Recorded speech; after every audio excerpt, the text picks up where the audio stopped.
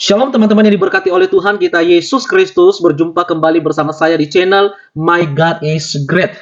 Dan di video kali ini adalah lanjutan part 1, di mana perbandingan 20 sifat-sifat Allah dalam ilmu kalam dan Trinitas. Teman-teman yang diberkati oleh Tuhan, hal yang menarik di bagian kedua ini adalah berbicara tentang Mimra atau Logos dan bahasa Ibraninya Davar. Logos ini tidak hanya dengan kata-kata, tetapi mengandung kekuasaan dan kehendak. Apakah logos sama dengan ilmu kalam seperti yang dipahami oleh saudara kita Islam, yang dimana ditunjukkan kepada Isa? Tetapi nanti akan dijawab oleh Dr. Bambang Nursena seperti apakah pandangan di dalam memahami logos atau firman yang ditunjukkan kepada Isa. Tetapi bagi kita sebagai iman Kristen, logos merupakan sabda Allah yang berkuasa, yang menciptakan. Nah, logos ini merupakan refleksi dan esensi keesaan Allah dalam hipotesis ilahi dan persona ilahi. Nah, ini sesuatu hal yang menarik teman-teman yang diberkati oleh Tuhan. Dan mari tetap saksikan video ini sampai akhir, dan biarlah melalui video ini senantiasa memberkati kita bersama. Tuhan memberkati. Dari hal-hal yang dahulu dan sejak kekekalan, bahwa akulah Allah dan tidak ada yang lain. Akulah Allah, tidak ada yang seperti aku. Bukankah ini persis sama dengan dalil walam yakullahu kufuwan ahad, dan tidak seorang pun, sesuatu pun yang menyerupai Allah. Nah, sekarang wujud jelas. Kalau di dalam Islam hanya dijelaskan wujud Allah, berbeda dengan wujud ciptaannya. Mukhalafatul lil khawadis, qiyamuhu binafsihi, wahdaniyah, gitu kan. Tapi apa hubungan wujud itu dengan yang menyebabkan Allah mencipta? Apa hubungannya wujud itu dengan yang menyebabkan Allah memberi hidup atau Allah sumber hidup? Itulah yang dijelaskan dalam Trinitas. Bukan. Kan kodrat kuasa itu adalah merupakan output. Dia akibat. Jadi penciptaan itu adalah akibat, bukan karena sebutan Bapa itu. Bapa itu artinya sang wujud yang esa. Dan Bapa itu bukan zat, Bapa itu wujud. Maka dikatakan ousia, una, substansia atau mia. Ousia, satu hakikat, yaitu hakikat kealahan, yang dideskripsikan dalam tes hipostasis. 3 hipostasis. Apa? Hipostasis sebagai wujud. Oknum, asal bukan oknum secara psikologi seperti Roy Martin tadi, tapi oknum dalam pengertian metafisik tadi ya. Persona Bapa adalah persona yang menuju kepada wujud ilahi. Putra menuju kepada sebutan bagi Allah yang mengandung sifat-sifat yang tidak hanya berkata-kata. Jadi mari kita lihat sekarang kenapa kata Allah itu dikenal segala sesuatu lewat firman-Nya. Kita akan melihat pada halaman keempat. Halaman keempat ya. Halaman 3. Ini minta maaf kalau saya harus katakan bahwa halaman 2 dulu. Memra atau logos ya.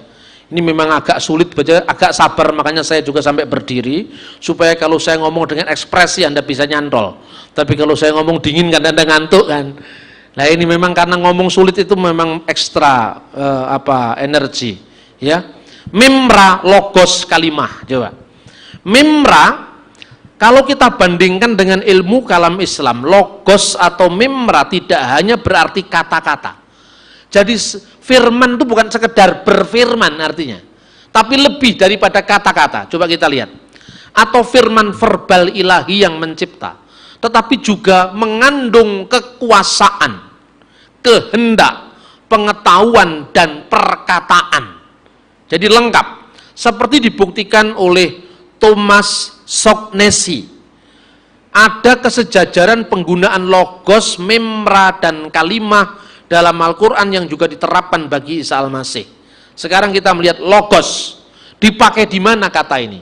Banyak orang menuduh logos itu diambil dari filsafat Helenisme.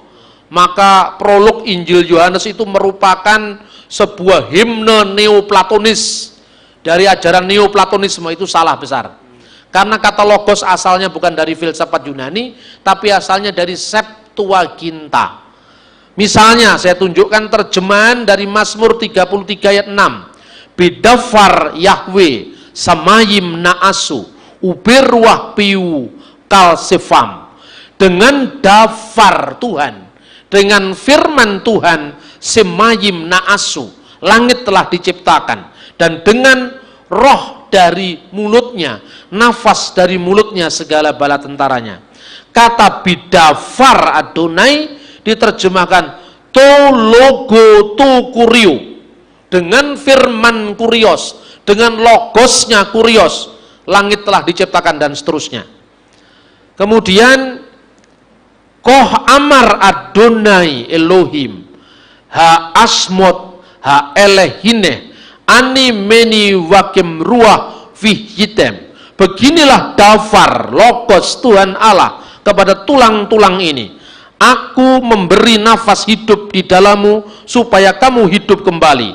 Yeskiel 37 ayat 4-5. Jadi dafar atau logos dalam kedua ayat di atas digambarkan sebagai sabda Allah yang berkuasa, menciptakan, ingat berkuasa, kodrat, menciptakan, membangkitkan sesuatu yang sudah mati, sama seperti diekspresikan oleh kata logos atau kalimah dalam bahasa Arab.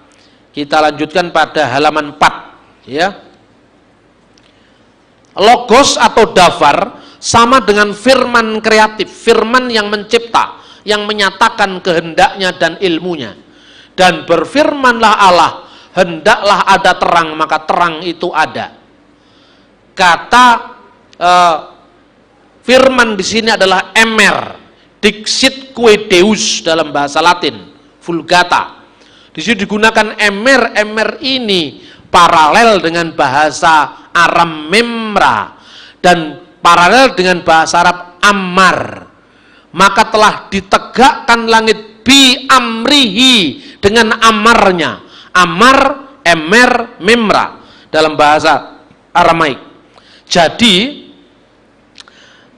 firman ini atau logos ini bukan sekedar bentuk suara yang terdengar, namun dalam bentuk pikiran atau kehendak yang bukan hanya didorong oleh pertimbangan terhadap sesuatu, melainkan refleksi dari esensi keseesaan dalam hipostasis ilahi atau persona ilahi. Memra atau logos berdiam kekal dalam Bapa, wujud yang esa, dipahami dan diekspresikan sebagai suatu kesatuan dari kehendak dan pikiran, sehingga untuk konteks Allah yang berbicara, konotasinya kuasanya, kodrat, kehendaknya, irodat, ilmu, dan kalam firmannya. Jadi logos dalam iman Kristen tidak hanya berarti berfirman atau berkata-kata secara verbal, melainkan mencakup sifat kodrat, irodat, ilmu, dan kalam. Perhatikan bagan ini. Wujud ini adalah Bapa.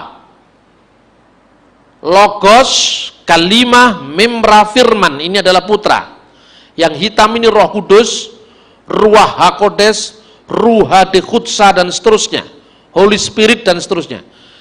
Jangan mengkritik saya, Pak Bambang, ini kok gambarnya Bapak dan anak kok lebih kecil dari Bapak. Apakah ini subordinasi? Ini karena keterbatasan gambar animasi saja.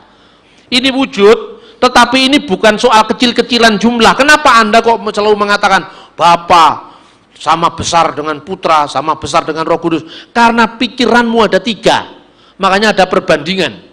Coba sekarang bayangkan Tuhan itu satu, maka Anda tidak mungkin membandingkan firman-Nya dengan yang punya firman, rohnya dan yang punya roh. Anda tidak akan bertanya kepada saya, Pak Bambang, terus terang saja Pak, lebih besar mana antara pikiran Anda dan roh Anda dan Anda? Wih, badukmu semelenget takon itu, karena pikiranmu saya menggayangkan saya 3. Tuhan itu satu, tidak usah dibandingkan. Itu bukunya Wesley Brill, Dasar yang Teguh, itu buku yang tidak salah tapi boros itu. Boros karena apa? Bapa satu bab, putra satu bab, Roh Kudus satu bab, karena akibat orang barat berpikir secara analitis, secara ilmu, fisika dan matematika. Maka Anda membayangkan Tuhan dengan bedanya Bapa dan Roh Kudus. Jeruk keprok, jeruk nipis, jeruk Bali. Lalu Tuhan kok padakne karo jeruk, Mas? Ya ndak bisa. Metafisika, sekali lagi metafisika. Jangan membayangkan Tuhan dengan bakpao, tapi bandingkan kepintaran membuat bakpao. Karena kepintaran ilmu itu kan nggak bisa dijumlah. Saya punya ilmu bakpao, saya ajarkan pada 100 orang. Dulunya ndak pinter bikin bakpao, sekarang 100 orang setelah saya ajar pinter bikin bakpao. Apakah ilmu bakpao saya berkurang 100? Tidak. Kenapa? Karena ilmunya bakpao nggak bisa dijumlah. Ilmu fisika, teologi, semua ilmu, kecerdasan, kerinduan, cinta kasih, keadilan nggak bisa ditakar dengan timbangan. Tetapi kalau 2-3 bakpao diambil 1 bakpao, tinggal 2 bakpao. Makanya Anda ditanya, ketika putra meninggal di dunia selama 3 hari dalam kuburan di surga tinggal berapa? Itu kan? Karena Anda membayangkan 3, kacau sendiri. Jangan dijawab, itu orang yang tidak diselamatkan. Kita orang yang ditentukan untuk selamat. Makanya syukuri keselamatanmu, jangan mendengarkan ke kanan dan ke kiri, tutuplah telingamu. Apa ya seperti itu iman Kristen itu? Rasanya kok nggak kayak gitu iman Kristen itu. Tapi ujilah, ya kan? Nah kemudian dalam logos ini, dalam firman ini, dalam sabda ini, mengandung apa saja? Dalam logos kalimatullah atau memra, dalam ajaran Trinitas sudah mengandung sifat kudrat, irodat, ilmu, kalam. Ini semua sifat dari memra. Memra itu putusan ilahi. Memra itu kuasa ilahi. Memra itu adalah kehendak ilahi. Memra itu adalah ilmu ilahi. Memra itu adalah Allah yang berkata-kata dengan firman-Nya. Jadi pengertian logos pada mulanya adalah firman. Itu bukan sekedar kata-kata, tetapi lebih daripada itu. Sabdo Pandito Ratu, ini contohnya Jawa aja sekarang.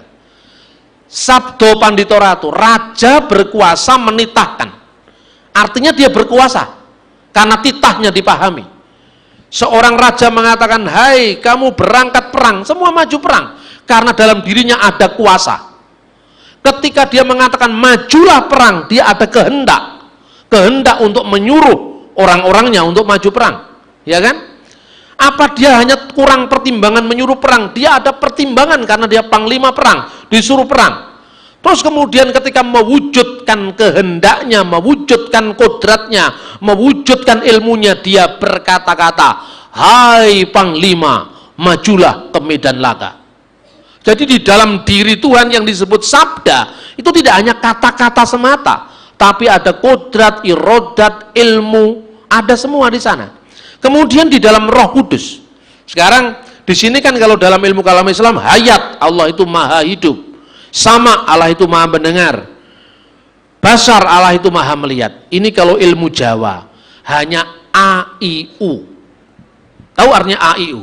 Aku iki urip. Nah ini dulu saya pernah diajar sama mbah saya, Mbah Sugeng, itu bukan mbah saya asli.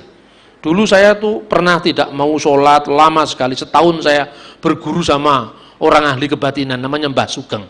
Saya tanya, Mbah, Gusti Allah itu maha hidup hayat, Gusti Allah itu maha melihat, maha mendengar, sama basar. Terus katanya Mbah Sugeng, kuwi bungono kuwi bocah cilik ya ngerti le katanya. Kowe urip? Nggih Mbah, saya hidup. Kowe urip mergane kowe duwe apa? Punya roh. Lah iya, kalau kamu sudah mengatakan roh itu termasuk kowe iki iso ndelok. Kamu punya roh itu menyebabkan kamu mendengar. Kamu punya roh menyebabkan seluruh kehidupan memancar dari roh. Jadi nggak usah diteorikan maha hidup. Roh itu kan urip. Aku iki urip. A I U, alif fathah A, alif kasroi, alif dhamau. Katanya Mbah Sugeng, aku iki urip katanya. Itu artinya apa? Kalau dikatakan roh, ya sudah mengandung. Dia melihat, dia mendengar, sudah mengandung itu. Dia hidup. Orang kan hidup dari rohnya. Dengan cukup mengatakan roh manusia, berarti roh manusia itu bisa mendengar. Roh manusia bisa melihat otomatis. Roh manusia itu hidup. Begitu juga di dalam Roh Kudus, itu sudah mengandung sifat hayat, sifat sama, sifat basar. Selesai kan? Jadi bukan Bapa itu kodrat kuasa mencipta, putra kudrat kuasa berfirman. Masa hanya berfirman? Firman itu kan hanya wujud verbal dari ucapan. Maka saya tidak setuju dengan Profesor Olap Suman, sekalipun beliau guru saya. Beliau mengatakan begini, kata-kata yang tepat untuk diterjemahkan NRK and holokos, pada mulanya ada logos, itu bukan kalimah, tetapi kalam katanya. Nah, saya nggak setuju karena kalam itu hanya kata-kata verbal. Kalama yukalimu itu hanya kata-kata verbal. Tapi kalimah itu lebih daripada sekedar kata-kata. Kita buktikan baik di dalam Alkitab maupun di dalam Al-Quran. Kita melihat sekarang misalnya, apa artinya mimra sehingga dia mengandung kehendak atau kodrat, mengandung pikiran, ya, mengandung ilmu, mengandung firman atau kata-kata. Karena apa? Alkitab mengatakan sejauh Allah menyatakan diri yang tidak kelihatan menjadi kelihatan, dia selalu menggunakan kata memra di dalam Targum. Jadi satu contoh misalnya, Kejadian pasal 3 ayat 8. Ketika mereka mendengar bunyi langkah Tuhan Allah, wa yismau et kol Yahweh Elohim, yang berjalan-jalan pada taman itu pada hari sejuk. Bagaimana Tuhan yang roh kok berjalan-jalan pada hari sejuk? Ini kan problemnya mirip sekali dengan yadallah fauqa aidihim. Kemudian diterjemahkan kekuasaan Allah maha menolong mereka. Tuhan yang adalah roh, tidak kelihatan, tidak seorang pun bisa melihat Allah, kok digambarkan berjalan-jalan pada hari sejuk. Maka di dalam Targum bahasa Aram diterjemahkan ketika mereka mendengar bunyi langkah memra Tuhan Allah. Jadi sejauh Allah yang tidak kelihatan memperkenalkan diri kepada Abraham, kepada Musa, maka dia disebut dengan memra. Firman, maka datanglah Tuhan kepada Laban dalam mimpi. Bagaimana Tuhan yang tidak kelihatan dibayangkan oleh Laban? Maka dikatakan mimra min hedem Allah, firman yang bersama-sama dengan Allah datang luat Laban kepada Abraham, kepada Laban. Maka jelas bahwa ungkapan firman itu bersama-sama Allah mengingatkan pada idiom Targum mimra min hedem Allah, firman yang bersama-sama dengan Allah. Dan firman itu adalah eksplisitasi dari pernyataan sepanjang ayat-ayat Alkitab sebagaimana terbukti dari terjemahan Targum, bahwa Allah, ketika Allah menyatakan diri sebagai manusia, di situ kata Elohim diterjemahkan dengan memra de Allah, firman Allah. Berarti firman Allah adalah Allah, di pihak lain firman Allah bersama-sama dengan Allah. Yang terakhir kita lihat bagaimana kesejajaran itu pada halaman 5. Mimra min khedem alaha kei ho logos, bukan ho tu ho, logos and prostonteon. Mimra de alaha kei theos and ho logos. Jadi jelas bahwa Yohanes 1 ayat 1 bukan himne kafir neoplatonis, tapi asalnya dari Targum. Nah sekarang kita lihat kesejajaran konsep mimra dan kalimah. Kalau kata kalam dalam Quran hanya bersifat kata-kata verbal, maka kata kalimah sebanding dengan kata mimra. Misalnya, bahkan adakah bagi mereka sekutu-sekutu Tuhan yang mensyariatkan agama bagi mereka, sesuatu yang tidak diizinkan Allah, jika bukan karena kalimah yang telah ditetapkan, maka dihukumlah di antara mereka. Jika bukan karena kalimah, di sini diterjemahkan kadang-kadang ketetapan, perintah, ketentuan. Berarti kata kalimah tidak hanya berarti kata-kata verbal, tapi ketentuan itu mengandung kekuasaan Tuhan. Lalu misalnya, tidakkah manusia itu melainkan suatu umat kemudian mereka berselisih? Kalau bukan karena kalimah Tuhanmu yang telah ditetapkan, maka putusan itu akan diberikan di antara mereka. Di sini dikatakan bahwa kalau bukan kalimatun sabakat min rabbika, ini mirip dengan kata-kata misalnya, sungguh Tuhan yang mengucapkan kipi Adonai diber. Dalam Targum Yonatan diterjemahkan, begitu dinyatakan oleh memra Tuhan. Yesaya 1 ayat 20, tetapi jika kamu melawan dan memberontak, maka kamu akan dimakan oleh pedang. Sungguh Tuhan telah mengucapkan, sungguh Memra Tuhan telah mengucapkan. Jadi Memra atau anak Allah atau firman Allah bukan hanya kata-kata Allah secara verbal, tetapi juga kodrat Allah, irodat Allah, ilmu Allah, dan kalam Allah. Sementara Roh Kudus tidak hanya berarti dia hidup, tetapi juga seluruh yang berkaitan dengan hidup. Berarti apa? Di situ ada hayat, ada hidup, ada basar, ada maha melihat, ada sama maha mendengar, dan seterusnya.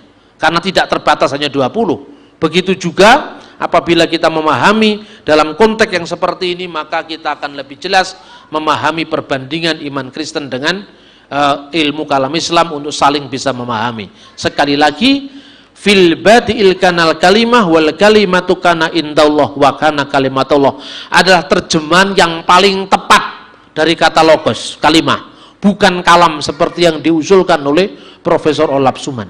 Saya kira itu yang saya sampaikan. Terima kasih. Oke.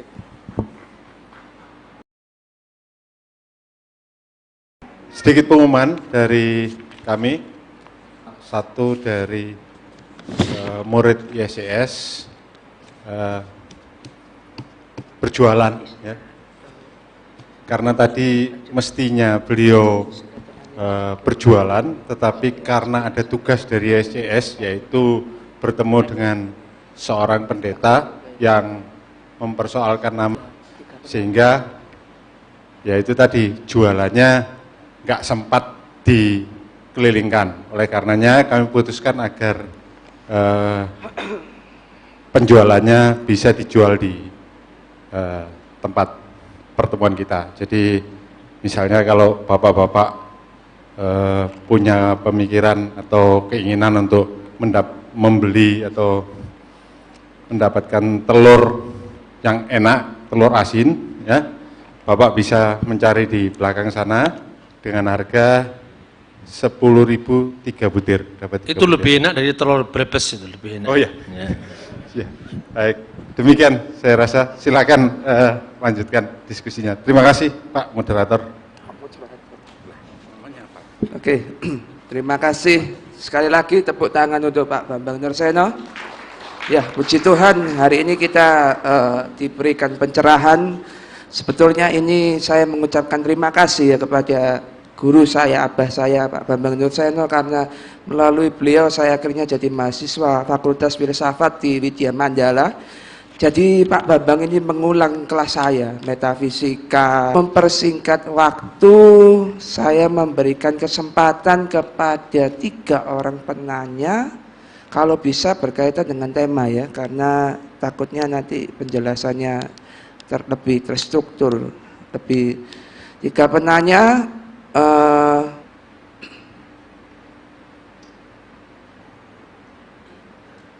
Silakan Pak, dari nama dan dari gereja mana?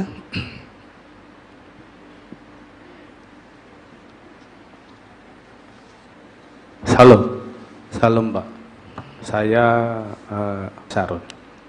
Bapak tadi menyebutkan, ada yang saya dengar bahwa dari firman itu disebutkan bukan menjadi manusia. Jadi dari firman berubah menjadi manusia. Saya dengar tadi itu. Jadi kalau diartikan di sini berubah menjadi manusia, bisa juga berubah menjadi kancil, Pak, atau menjadi tikus. Tolong diperjelas, Pak. Makasih. Oke. Penanya berikutnya, silakan. Oke, kawan kita.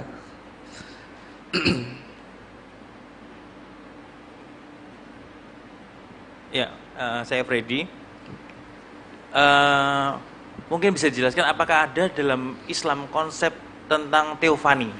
Jadi kalau dari Kristen kan mengenal teofani, tapi apakah dalam Islam juga mengenal konsep teofani? Terus kedua, mungkin hampir mirip sama pertanyaan dari Bapak tadi.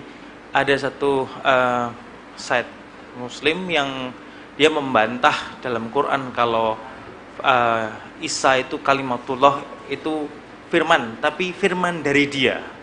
Jadi firman berubah jadi Isa. Jadi firman itu berubah, ya sudah jadi ciptaan gitu. Nah, mungkin dalam pemandang Kristen seperti mungkin bisa dijelaskan lebih lanjut ya, masih. Oke, penanya terakhir.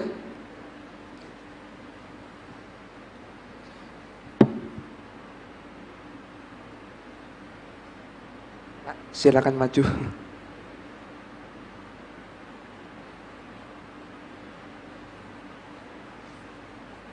Terima kasih atas waktunya. Saya langsung saja bertanya. Saya pernah bincang-bincang dengan seorang hamba Tuhan, ya istilahnya dia sudah berposisi sebagai, kalau Allah itu besar, maha besar, itu digambarkan sebagai tak terhingga besarnya, sehingga ketika dia menciptakan bumi, menemui manusia itu, dia mengatakan itu berubah mengecil, itu sejajarkan dengan ketika menjadi manusia. Jadi Allah yang maha besar itu tadi mengecil menjadi manusia, yaitu Yesus. Gitu. Mungkin tanggapan Pak Bambang mohon dijelaskan. Terima kasih.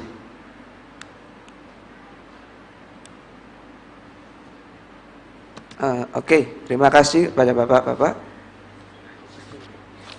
Allah itu harus menjadi manusia.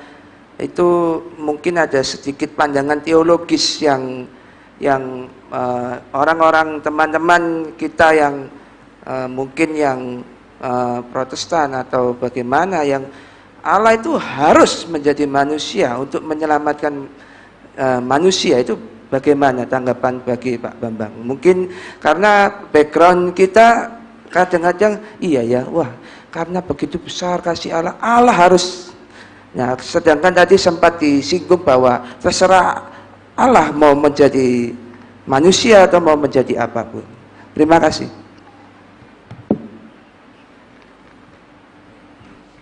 Ya, terima kasih. Yang pertama-tama saya tidak menggunakan kata berubah, saya kira. Tidak ada itu kata-kata berubah. Mungkin Bapak salah dengar. Saya mengatakan firman menjadi manusia, bukan berubah.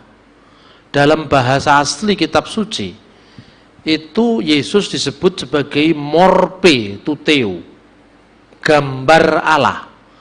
Tapi gambar dalam bahasa Yunani itu digunakan dalam dua bentuk. Yang pertama morpe tuteo, itu disebutkan di dalam Filipi pasal 2 ayat 6, yang walaupun dalam rupa Allah, hos en morpe teu huparkon, hos en morpe teu huparkon. Huparkon itu dari akar kata arche, yang artinya yang dari kekal. Dia berada pada rupa Allah. Morpe itu rupa yang tidak berubah. Sementara kemanusiaan Yesus yang berubah. Inilah namanya inkarnasi. Ketika digunakan kata berubah, Alkitab tidak menggunakan lagi kata-kata morpe, tapi skemati. Dia yang berada dalam rupa manusia, itu skemati. Jadi keserupaan Yesus dengan manusia digunakan kata skemati. Skema itu rupa yang berubah-ubah. Dalam rupa manusia itu skemati, antropos. Dalam rupa manusia, manusia mulai dari bayi berubah menjadi lebih besar lagi, remaja, pemuda, dewasa, itu skema. Tapi dalam bahasa Indonesia diterjemahkan kata rupa semuanya. Tapi untuk kata rupa yang tidak berubah itu morpe. Dalam konteks apa Yesus disebut rupa Allah? Sebagai firman Allah, Yesus adalah rupa Allah. Ada di dalam Alkitab misalnya, sebagai firman Allah, Yesus adalah rupa Allah. Itu rujukannya di dalam Filipi pasal 2 ayat 6, morpe tuteo. Lalu Kolose pasal 1:15, Yesus itu adalah gambar Allah. Sekarang kita sepakat dulu, Allah bisa dilihat apa tidak? Allah tidak bisa dilihat. Alkitab jelas mengatakan, tidak seorang pun pernah melihat Allah. Jadi, keserupaan dengan Yesus itu bukan dalam kodrat kemanusiaannya, tetapi di dalam kodrat keilahiannya sebagai firman. Firman Allah itu rupa Allah. Firman Allah itu gambar Allah. Pertanyaan berikutnya, bukankah manusia adalah gambar Allah? Siapa yang mengatakan manusia gambar Allah? Tidak ada ayatnya itu. Alkitab mengatakan manusia diciptakan menurut gambar dan rupa Allah. Bukan manusia itu gambar dan rupa Allah. Manusia diciptakan menurut gambar dan rupa Allah. Siapakah rupa Allah dan siapakah gambar Allah? Yesus Kristus sebagai firman Allah. Maka firman Allah adalah Allah. Tetapi Yesus sebagai manusia serupa dengan kita. Skemanya skema kemanusiaan. Misalnya, Yesus umur 8 hari dibawa ke bait Allah. Kenapa? Karena anak umur 8 hari harus menjalani upacara sunat, bar miswah dalam agama Yahudi. Yesus dibawa ke bait Allah disunat umur 8 hari. Umur 12 tahun kenapa Yesus dibawa ke bait Allah? Karena pada umur itu Yesus harus melakukan, untuk Yesus saya katakan harus ketika menjadi manusia. Karena apa? Dia memasuki keterbatasan kita. Untuk waktu yang singkat dia dibuat lebih rendah dari malaikat. Tapi lebih rendah dari malaikat itu waktu yang singkat ketika firman menjadi manusia. Nah, dia menjalani apa yang dinamakan bar miswah, menjadi anak hukum, melakukan hukum Taurat umur 12 tahun. Itu namanya bar miswah kalau agama Yahudi sampai hari ini. Kemudian Yesus baru muncul umur 30 tahun. Tidak usah berspekulasi Yesus pergi ke India. Kalau Anda tahu sejarah Yahudi, budaya Yahudi, memang orang itu tidak boleh mengajar sebelum umur 30 tahun. Makanya pelayanan itu di depan publik baru muncul umur 30 tahun. Bukan hanya Yesus, tidak ada seorang rabi pun yang menceritakan Sweet 17 melakukan apa, tidak ada itu. Itu budaya barat, ya kan?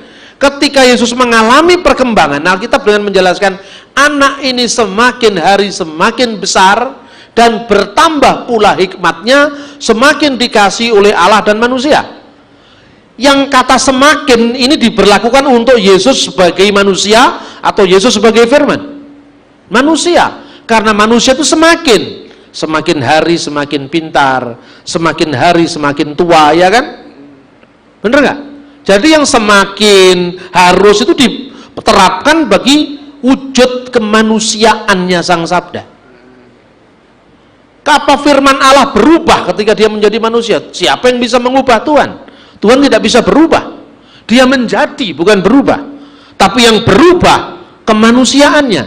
Semakin hari semakin besar, semakin bertambah-tambah hikmatnya. Ini kan berubah. Perubahan ini skemanya Yesus, skemati sebagai manusia. Tetapi morphe tuteu tidak pernah berubah. Rupa Allah, gambar Allah tidak pernah berubah. Cocok dengan seluruh ayat Alkitab yang mengatakan Allah tidak tersentuh oleh perubahan. Allah beyond segala sesuatu, karena Tuhan mengatasi segala sesuatu. Kemudian kenapa kok firman menjadi manusia? Saya hanya ingin berkata, seorang bapak gereja namanya Athanasius al-Iskandari, Athanasius dari Iskandaria. Dia seorang pahlawan iman yang mempertahankan keilahian Kristus pada Konsili Nikea tahun 325. Dia mengatakan begini, setiap orang mengetahui bahwa manusia diciptakan menurut gambar dan rupa Allah. Itulah fitrah penciptaan kita. Dan setiap orang juga harus mengetahui bahwa Kristus sebagai firman-Nya adalah gambar dan rupa Allah itu sendiri. Dia sebutkan ayatnya, Kolose 1 ayat 15, Filipi pasal 2 ayat 6 dan seterusnya. Dan kita setelah tahu bahwa manusia telah jatuh ke dalam dosa.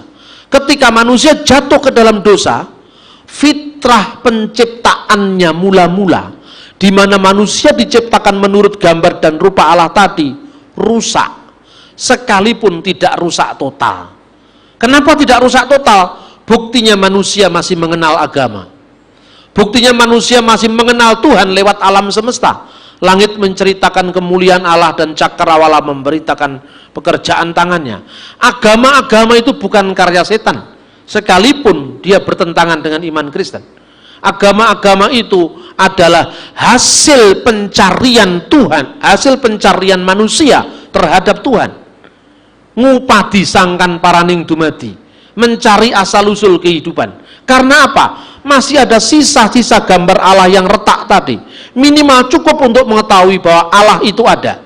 Alam semesta menceritakan kemuliaannya, manusia tahu dari alam bahwa Allah itu ada. Inilah yang disebut wahyu umum dalam iman Kristen.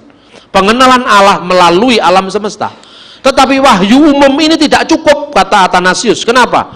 Karena ibarat manusia itu jatuh ke dalam dosa, gambar Allah yang menurutnya manusia diciptakan fitrahnya tadi masih ada, tetapi tidak berdaya lagi untuk mengusir dosa. Manusia ingin berbuat baik, hasilnya yang sebaliknya. Ibarat bensin, baunya masih ada, tapi tidak punya daya bakar lagi. Itulah sebabnya firman Allah menjadi manusia, agar manusia kembali pada fitrah penciptaannya. Kata Athanasius, dan kita tahu Yesus adalah firman Allah yang adalah gambar dan rupa Allah sendiri. Tidak seorang pun yang bisa mengubah manusia, mengembalikan manusia dari kejatuhannya sehingga fitrahnya tadi rusak, jikalau bukan firman itu sendiri datang ke dunia untuk mengembalikannya. Itulah misinya kenapa firman menjadi manusia. Manusia yang sudah jatuh ke dalam dosa itu ibarat orang dadi, tahu nggak dadi? Kesurupan. Orang itu manusia, dia ngaku katanya Nyi Roro Kidul. Nah, kebetulan yang dadi itu katanya misalnya Glenn, misalnya Pak Glenn. Itu dadi, ditakoni, namamu siapa? Nyi Roro Kidul misalnya. Lalu ada orang berhikmat yang pinter, gitu. Datanglah orang berhikmat ini, Bu Susan misalnya. Kemudian Bu Susan bawa fotonya Glenn besar-besar, didampingi oleh Freddy. Kemudian dikatakan, "Hei, siapa kamu?" katanya. "Saya Nyi Roro Kidul." Suaranya sudah berubah seperti perempuan. "Siapa kamu?" "Nyi Roro Kidul." "Tunjukkan gambarnya." "Ini gambar siapa?" "Gambarnya saya." "Kamu Nyi Roro Kidul apa bukan?" "Bukan." "Kamu siapa?" "Glenn." Nah, begitu juga manusia kembali pada fitrah penciptaannya semula ketika dia melihat gambar manusia sempurna yang olehnya manusia diciptakan. Paham yang saya maksud? Jadi bukan kenapa Allah menjadi manusia, itu kan terserah Tuhan, mau apa urusanmu. Lah ini kan semenang-menang yang namanya begitu. Alkitab terlalu jelas memberikan jawaban, ya kan? Nah, kemudian yang berikut, maha besar, tidak terhingga, sehingga ketika dia menjadi manusia berubah mengecil. Itu Anda menggambarkan seperti gambaran fisik tadi. Besar kecilnya itu nggak ditentukan oleh ruang dan waktu kan. Coba kita, makanya kadang-kadang ya, saya selalu ingin mengusahakan di sekolah-sekolah STT Protestan itu mesti belajar filsafat. Itu penting sekali karena filsafat itu disiplin berpikir. Kalau pikiran kita itu tidak sistematik, tidak urut, hancur, itu kita tidak bisa mikir kritis. Begitu Anda ditanya tentang masalah metafisika, langsung mentok mengatakan hanya Allah yang tahu, kan selesai. Tapi kalau kita memahami pola berpikir sehat, ya saya katakan tadi, kenapa kalau Matius bersama Markus, Markus bukan Matius? Karena ini fisik. Tapi kalau Allah beserta kita, Allah beserta orang yang sabar, innallaha ma'asobirin. Berapa jumlahnya orang yang sabar di kota Surabaya? Oh banyak Pak, 10.000 misalnya. Berarti di 10.000 tempat yang berbeda, Allah yang satu beserta dengan 10.000 orang di saat dan jam yang sama. Apakah Allah jadi 10.000? Tuhan, kenapa enggak datang-datang? Di Betani kebaktiannya kelamaan, makanya enggak datang-datang ke sana. Itu kan orang yang otaknya senting sebetulnya. Bagaimana Anda bisa memahami Tuhan dengan ruang dan waktu? Jadi tidak perlu kita harus membuat kata-kata dia harus mengecil. Memang Tuhan itu mikroba apa harus mengecil apa? Kemahabesarannya justru mencakup segala sesuatu sehingga tidak ada yang mustahil bagi dia. Gitu loh. Terus kemudian firman dari dia. Iya betul. Dalam Al-Quran ada dua kata yang diterjemahkan itu. Satu dari surat An-Nisa ayat 171. Satu dari surat Ali Imran 39 dan Ali Imran 45. Tiga ini yang bicara Isa sebagai kalimah. Tetapi redaksinya beda-beda. Kalau di dalam surat An-Nisa 171 dikatakan Innamal Masih, sesungguhnya Al-Masih Isa putra Maryam itu Rasulullah, Rasul Allah, wa kalimatuhu, wa dan kalimah firman, hu dia dan firmannya. Jadi bukan firman darinya, tapi ada firman darinya, itu dari Ali Imran. Firmannya alqoha ila Maryam, yang dijatuhkan kepada Maryam, warruhu minhu, dan roh dari dia. Itu dari An-Nisa. Tapi dari Ali Imran 39, Annallaha yubashiruka biyahya musaddiqan bi kalimati min Allah. Ketika Allah berfirman, sesungguhnya Allah telah memberikan kabar gembira kepadamu dengan firman bi kalimati minhu, dan firman dari dia. Apa? Musaddiqan bi kalimati min Allah, dengan firman dari Allah. Ini dari Ali Imran 39. Ali Imran 45 redaksinya Innallaha yubashiruki, karena itu untuk Maryam, bi kalimati minhu, dengan firman dari dia. Dua kata dari muncul dari dua ayat, Ali Imran 39 dan Ali Imran 45, tapi An-Nisa firmannya.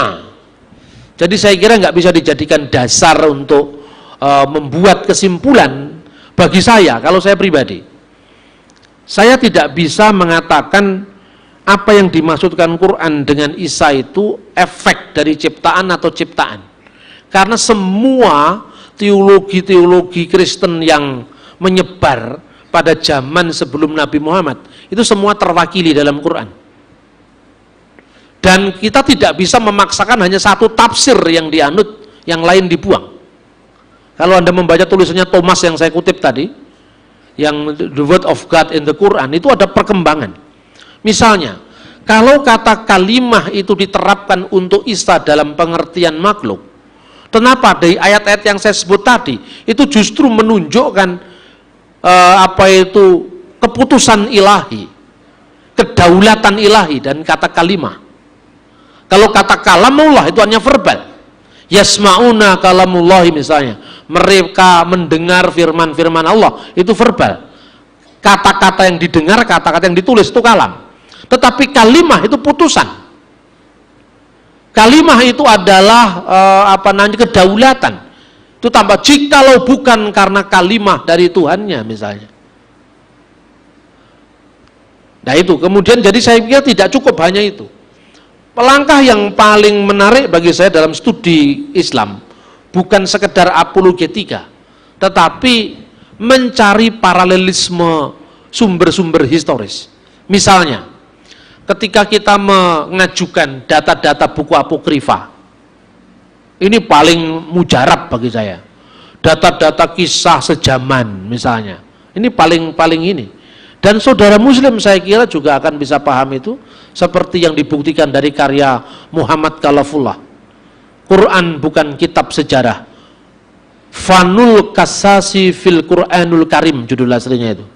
Jadi memang Al-Quran tidak bisa harus diarahkan pada satu kesimpulan. Kadang-kadang warna Aryan muncul, tapi kadang-kadang kontra Aryan juga muncul gitu loh. Tetapi itu diwakili pada terminologi yang sama. Maka bagi saya, membandingkan Quran dan Alkitab bukan sekedar perbandingan ayat demi ayat. Membedah asal-usul teksnya, mengkritisi historical background-nya, dan pikiran-pikiran apa yang mempengaruhi orang pada zaman itu. Ini menarik sekali kalau dilakukan kajian sampai seperti ini. Termasuk misalnya mencari kesejajaran antara kata mimra dan kata amar. Ya, Allah yang telah menegakkan langit dengan bi amrihi, dengan amarnya. Kenapa kata amar justru ini mirip dengan kata mimra? Itu yang banyak dilakukan oleh teolog-teolog barat, para orientalis. Sekalipun orientalisme itu di Indonesia dipandang tidak positif. Ya, mereka banyak yang ketakutan dengan studi itu. Tapi bagi saya menarik untuk dikaji. Kemudian mengapa Allah harus menjadi manusia? Jangan gunakan kata Allah menjadi manusia. Karena kata Allah itu menunjuk transendensi ilahi. Apa artinya transendensi ilahi? Allah yang tak tergambarkan kebesarannya, Allah yang tak terungkapkan seolah-olah keberadaannya, maka dikatakan laisa kamatsli sayun. Itu yang disebut kata Allah dalam bahasa Arab dan Indonesia. Dalam Alkitab pun tidak ada kata Allah jadi manusia, itu tidak ada. Coba Anda cari. Yang ada Allah menyatakan diri dalam daging. Tidak pernah ada dikatakan Allah menjadi, tidak pernah ada. Itu bahasanya para teolog barat. Kata Allah menjadi manusia tak satu pun dijumpai dalam Alkitab. Yang ada dalam Alkitab adalah firman menjadi manusia. Loh, tapi firman itu kan Allah, Pak. Dalam firman menjadi manusia itu ada dua kodrat. Sepenuhnya ilahi sebagai firman Allah dan sepenuhnya insani sebagai putra Maryam. Ketika kita memperlakukan keterbatasan Yesus, dengan sangat jelas mengatakan dia dibunuh dalam keadaannya sebagai manusia. Ketika menjadi manusia dia telah taat, bahkan taat sampai mati di kayu salib ketika menjadi manusia. Dia berdoa kepada Allah ketika menjadi manusia. Dia berfirman, Bapa itu lebih besar daripada aku ketika menjadi manusia. Tetapi Allah tetap di atas transendensinya, karena firman Allah itu tidak bisa mati. Dalam sebuah kidung gereja kuno, dalam bahasa Arab, saya ambil nada yang paling populer karena dipakai baik orang Ortodok, Katolik maupun Protestan. Kudusulillah, kudusulil kowi, kudusun, kudusulillahi la yamut irhamna, kudusun ya man sulibta anirhamna. Kuduslah engkau ya Allah, kuduslah engkau yang tak berkematian. Jadi Allah tidak berkematian, firman Allah tidak berkematian. Kuduslah engkau yang maha kuasa, kuduslah engkau yang tak berkematian, yang disalibkan bagi kami, kasihanilah kami. Jadi lagu itu, saudara-saudara, itu berteologi lewat lagu. Makanya orang-orang Kristen di Timur Tengah, sekalipun ratusan tahun mereka tidak merdeka, tapi mereka di bawah sistem syariah yang tentu didiskriminasi, tapi mereka bertahan karena apa? Teologinya dinyanyikan dalam lagu, dan lagunya benar-benar teologis. Kalau kita kadang-kadang lagunya kita nggak teologis. Misalnya, jadikan aku Tuhan rumah doamu, artinya apa itu coba? Ini saya tidak mengejek, tapi tolong teologis artinya apa? Ini dua teks yang terpisah, tidak ada hubungannya, disatukan. Jadikan aku Tuhan rumah doamu. Itu kan karena rumahku akan disebut rumah doa, itu kan? Dari kitab Nabi Yeremia dikutip ketika Yesus menghalau para pedagang itu. Jadi betul, rumahku adalah rumah doa. Baitmu tubuh kita adalah bait Allah. Tapi konteksnya tubuh kita bait Allah dengan rumah doa, itu rumah doa di Yerusalem, fisik. Bait Allah ini spirit, tidak sama. Tetapi karena kadang-kadang, ya minta maaf, pencipta lagu tidak mengerti teologi secara benar, sehingga itu dikaburkan antara dua ayat yang tidak berhubungan. Memang indah kalau dinyanyikan, tetapi fungsinya apa? Coba Anda lihat lagu-lagu gereja kuno, itu jelas sekali maknanya. Misalnya kudusulillah, kudusul qawi, kudusul ladila yamutirhamna. Itu jelas mengatakan trisagion, Allah yang tak berkuasa, Allah yang berkuasa, Allah yang maha kudus, yang tak berkematian. Itu Tritunggal. Tetapi ketika trisagion Ya man sulibta aidon ana irhamna, itu kristologi. Jelas. Ada Trisagion yang menunjuk kepada Tritunggal. Ini Trisagion gereja-gereja Kalsedonia. Ada Trisagion yang menunjuk pada kristologi, di mana Allah ketika firman-Nya menjadi manusia, di dalam subjek satu Kristus yang disebut kodrat ganda Kristus itu sekaligus ilahi, sekaligus insani. Secara ilahi dia tak berkematian, secara insani subjek yang sama tadi mengalami kematian karena bela rasa dengan umat manusia, karena menebus dosa manusia. Itu bisa dijelaskan dengan sangat gamblang, kayak orang Islam itu. Kalau kita berteologi mirip Islam itu gampang nyantol. Menghafalkan ilmu kalam ini misalnya, sekalipun tidak semua ulama sepakat ya. Mukhalafatulil kawadisi. Dari kecil sampai sekarang saya hafal itu. Saya menghafalkan 20 sifat itu hafal. Karena apa? Itu dinyanyikan. Mulai dari jajan ke pasar, masuk ke masjid, di rumah, guyon karo konco-koncone dihafalkan. Tetapi Kristen ini terlalu kontemporer. Lagu abadi itu jarang ada. Lagu abadi itu lagu apa? Ya lagu-lagu gereja kuno itu loh.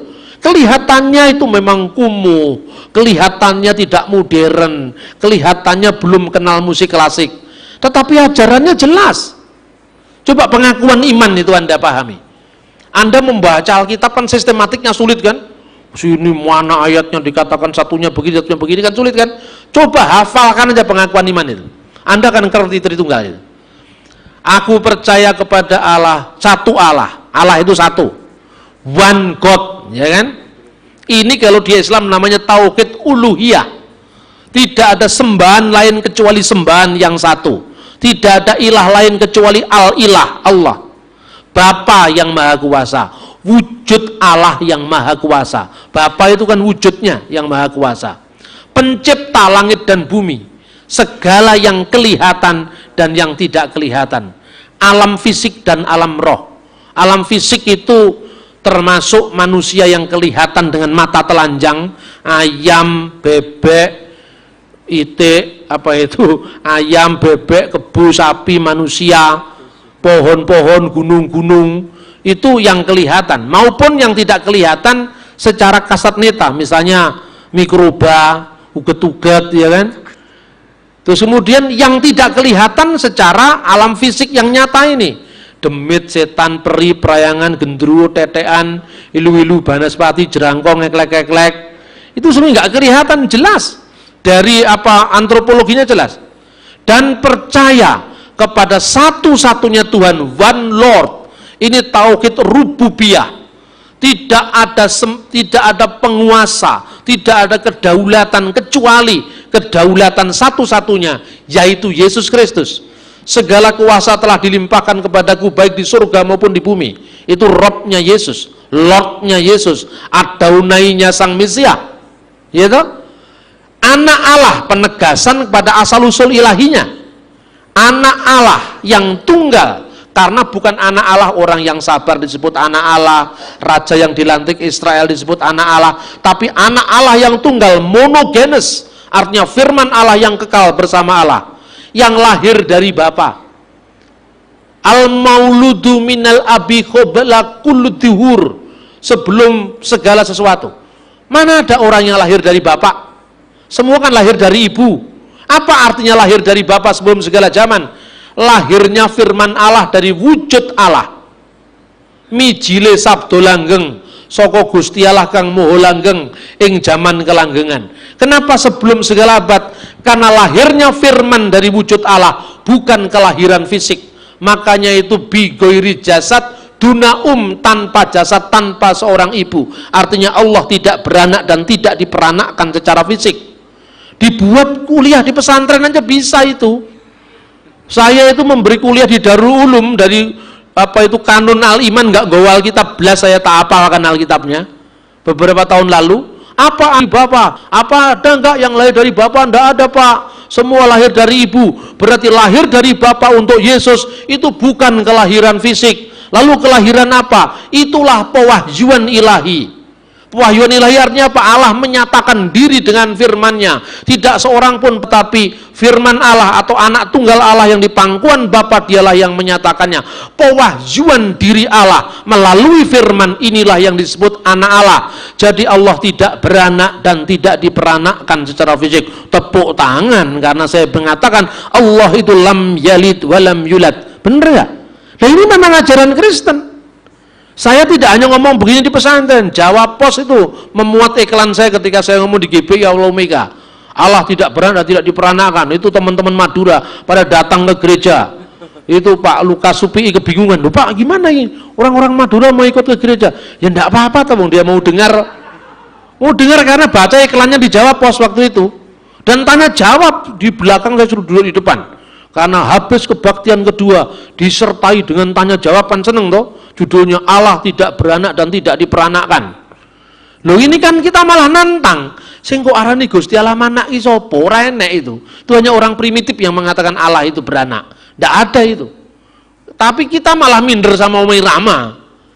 Tuhan tidak beranak dan tak diperanakkan. La ilaha illallah. Kristen ini kelecam-kelecem kalau ngalih. Ini sikap minder sebetulnya. Kalau saya tak kejar, maksudnya anak Allah itu dalam Quran dulu apa Pak? Maksudnya Pak? Itu kan Dewi Lata, Usad dan Manat itu banatullah. Nggak ada kaitannya dengan Nabi Isa. Nah mulai, oh gitu apa? Iya, sejarahnya harus dilihat dulu. Asbabun nusulnya dilihat dulu gitu loh. Jangan minder. Jangan kayak kerupuk, kayak lah banteng, Raja Wali. Gitu loh. Ini dari pengakuan iman aja kita sudah paham itu. Karena apa? Kita ini memang lebih bodoh dari para bapak gereja dulu. Masalahnya, jadi kalau saya tidak bikin pengakuan iman sendiri, saya ikutlah pengakuan iman gereja purba itu. Karena itu sudah sempurna. Sekalipun itu bukan Alkitab, tapi semua dari ayat Alkitab itu. Yang lahir dari Bapa sebelum segala abad. Posisinya sebagai apa firman itu? Allah dari Allah. Karena firman yang keluar dari Allah, tidak mungkin dia ciptaan. Firman yang keluar dari Allah, sehakikat dengan Allah. Allah dari Allah. Allah sejati dari Allah sejati karena apa? Firman Allah yang sejati yang keluar dari wujud Allah yang sejati. Karena sebelum firman itu keluar untuk menyatakan siapa Allah, firman itu sudah ada dalam diri Allah, maka dikatakan dilahirkan tapi tidak diciptakan. Apa bedanya Trinitas Kristen dengan Triteisme dewa-dewa Mesir? Isis, Osiris, dan Horus.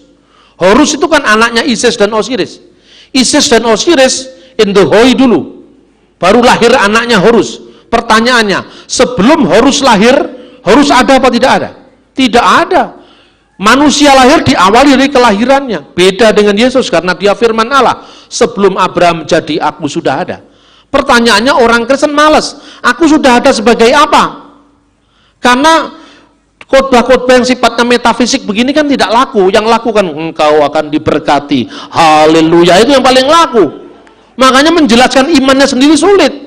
Karena yang begini tidak dikhotbahkan. Yang dikhotbahkan yang berkat-berkat, berkelimpahan. Yo lek carane ngono ning Gunung Kawi kan roe podo. Sama-sama kepingin kaya. Kenapa harus ke gereja? Jelas carilah dulu kerajaan Allah. Yang lain akan ditambahkan. Kaya boleh tapi itu bonus, bukan tujuan. Maka kalau Anda diberi kekayaan, alhamdulillah. Tapi kalau enggak, Anda enggak stres. Enggak kayak anggota DPR yang enggak jadi itu kemudian kendat. Iya toh?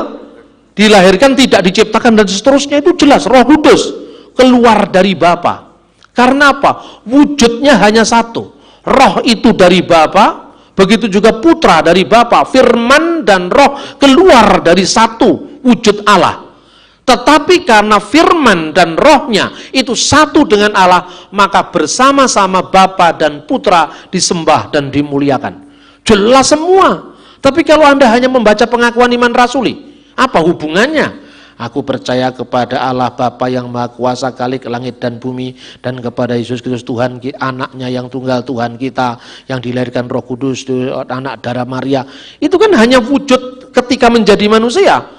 Tapi dalam misteri kekalnya, hubungan firman dengan Bapa bagaimana? Hubungan wujud Allah dengan rohnya bagaimana? Tidak dijelaskan. Lah inilah perlunya maka kita, bagaimana kita menjelaskan firman ini dalam konteks yang lebih majemuk. Terus terakhir juga harus saya katakan bahwa firman menjadi manusia itu lebih sejuk didengar. Karena kalau saudara kita orang Islam mengatakan firman menjadi kitab. Lah kalau firman aja bisa menjadi kitab, apa sulitnya menjadi manusia? Lebih jelas orang Yahudi pun juga tidak pernah mengatakan Yahweh menjadi manusia atau Adonai menjadi manusia, tapi dia mengatakan Memra Adonai menjumpai Abraham, Memra Allah menjumpai Laban. Sejauh Allah yang tidak kelihatan, yang non fisik, yang maha hadir seolah-olah dibatasi pada kehadiran, maka dikatakan Memra Allah, firman dari Allah berjalan-jalan di hari yang sejuk. Gitu loh. Ini mirip saja dengan Islam. Tangan Allah bukan berarti tangan dalam pengertian fisik. Apakah ada konsep teopani dalam Islam? Yang mirip-mirip itu ada. Misalnya Allah turun di langit dunia. Itu teopani. Jadi para ulama menjelaskan apa artinya Allah turun. Yang ini bukan hanya kitabnya yang turun loh. Nazala alaikal kitab bil haq. Tapi di sini dikatakan Allah turun di langit dunia. Ini dalam hadis. Ini disebut ayat-ayat mutasyabihat. Tetapi Kristen agak beda. Terlalu banyak pendeta barat yang usil. Makanya yang tidak jadi masalah akhirnya jadi masalah. Kan gitu kan? Ini karena pendeta-pendeta kita ini usil yang di barat. Lah pendeta-pendeta kita yang di dunia berkembang kurang usil dan kurang kreatif. Mestinya di tengah-tengah. Ya jangan usil tapi kreatiflah. Sadar membaca tanda-tanda zaman supaya firman Tuhan semakin diberitakan. Saya pikir hanya itu saja. Saya tadi ngomong 45 menit karena saya bicara tidak amper-amper, makanya lebih dari 45 menit, tapi tidak apa-apa. Bulan depan saya pikir temanya agak sulit sedikit, ya. Di situ ada banyak kata-kata tapi saya berusaha. Saya akan buatkan PowerPoint supaya Anda tidak terlalu melihat dengan tatapan mata hampa, dengan tapi tatapan mata yang berpengharapan. Saya pikir itu. Terima kasih. Oke, sekali lagi tepuk tangan untuk Pak Bambang. Oke, kita akan, karena AC-nya sudah dimatikan oleh pihak Plaza. Ini tandanya kita diusir secara halus. Mari kita tutup acara ini dengan terlebih dahulu berdoa, tetapi supaya tidak ngantuk, saya ngajak berdiri, kita menyanyikan satu pujian. Bapak terima kasih. Karena lagu ini universal, baik di Katolik maupun di Protestan atau karismatik, kita akan menyanyikan bersama-sama. 1, 2, 3. Bapa terima kasih, Bapa terima kasih, Bapa di dalam surga, terima kasih. Amin. Marilah kita berdoa. Bismillahirrahmanirrahim. Walidni warohi kudus al-illahu wahid. Amin. Ya Allah, ya Abah Samawi, Allah yang kami kenal dan kami sembah di dalam wujud kemanusiaan Yesus Kristus, kami bersyukur kalau kami boleh berkumpul di tempat ini, boleh mengikuti acara ini. Itu semua hanya oleh kasih karunia dan anugerah Tuhan semata. Jangankan biarkan kami menjadi seorang yang sombong. Ya Bapa Surgawi, sebentar lagi kami akan pulang. Kiranya Tuhan menyertai kami dalam perjalanan kami sehingga kami boleh tiba dan bertemu dengan keluarga kami masing-masing. Pertemukanlah kami kembali dalam acara ini berikutnya. Biarlah kuasa Roh Kudus-Mu yang memampukan kami untuk dapat memberikan pengertian, memberikan hikmat, makrifat yang hanya dari Tuhan. Dan kami meyakini bahwa iman membutuhkan akal budi seperti yang dikatakan oleh Santo Anselmus dari Canterbury. Terima kasih Tuhan, terima kasih. Segala kemuliaan hanya bagi Sang Bapa, Putra dan Roh Kudus seperti pada permulaan, kini dan sepanjang segala masa. Amin.